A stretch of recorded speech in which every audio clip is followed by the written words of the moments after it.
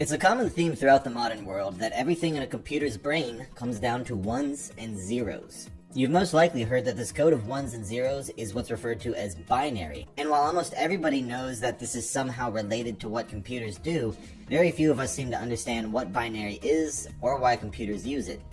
If you want to know, then this video is for you, because it's actually a very simple concept, and still quite fascinating. Before we get to computers, let's talk about what binary itself is, as it existed long before computers did. Binary is nothing more than a system of counting. To understand how it works, let's look at two other systems of counting, tally marks and the glorious base 10 positional that we all know and love today. Tally marks are the simplest counting system imaginable. However many things you have, you put down that many marks, easy as pie, but not very efficient. Meanwhile, base 10 positional, which is what we use today, uses a different symbol to represent different amounts of things. With the numbers 0 through 9, we can recognize that each symbol indicates a different amount of things. If we need to represent something higher than 9, we add a digit to the left, roll its first digit back to 0, and start over. This system is very efficient compared to tally marks because each digit we add exponentially increases the amount of things we can represent.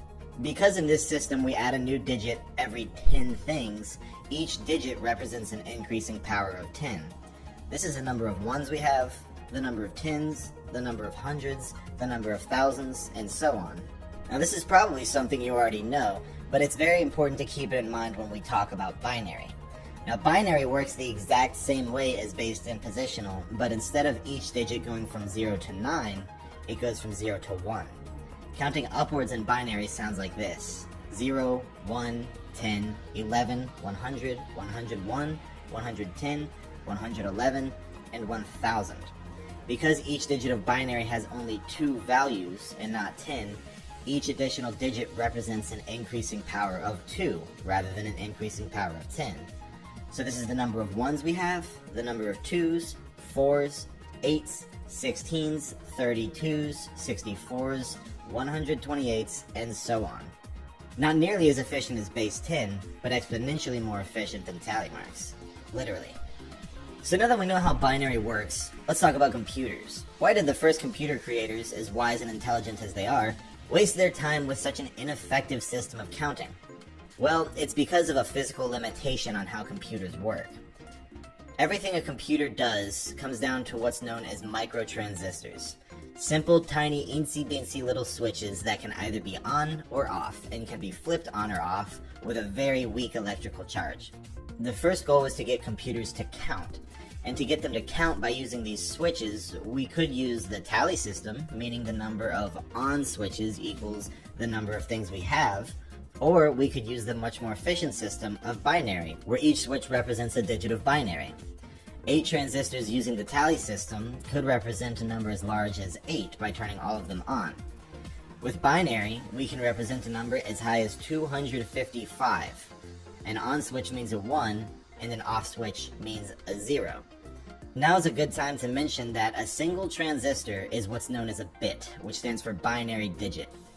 A byte is 8 of these bits in a row, which means any number between 0 and 255. So if binary is just a system of counting, what do people mean when they explain how to spell things in binary? Well, what they really mean is how to spell things with ASCII. The American Standard Code for Information Interchange is a way to convert a computer's data, which can only be in numbers, and turn it into letters for humans to have an easier time to work with. ASCII simply assigns a character to each value represented by a byte of binary. And because a byte has 8 digits of binary to work with, and 8 digits of binary can represent up to 255 values, ASCII had 255 letters and symbols to choose from. More than enough for the entire alphabet, punctuation marks, and other symbols.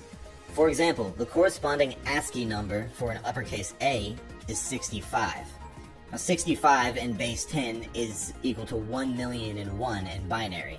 So whenever you type in an uppercase A in a word program, a coding program, or a scripting program or whatever, somewhere there's a little tiny row of 8 transistors arranged in the pattern of off, on, off, off, off, off, off, on, which represents 0, 1, 0, 0, 0, 0, 0, 1 in binary, which is interpreted as 65 in base 10, which is converted by ASCII into an uppercase A.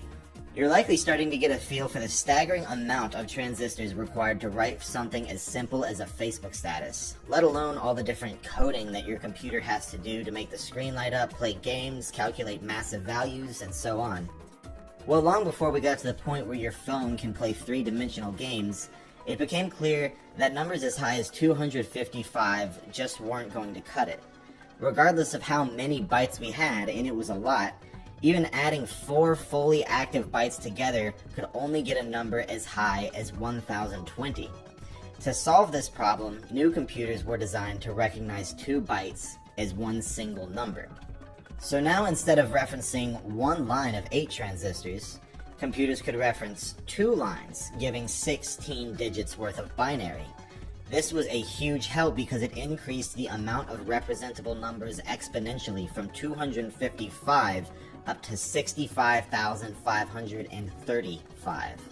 When you hear people talking about the difference between 8-bit and 16-bit, this is more or less it.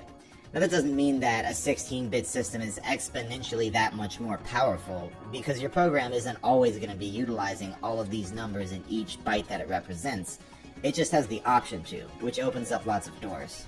Well, this could go on for ages and ages, but I want to end this particular video right here so as not to be overwhelming.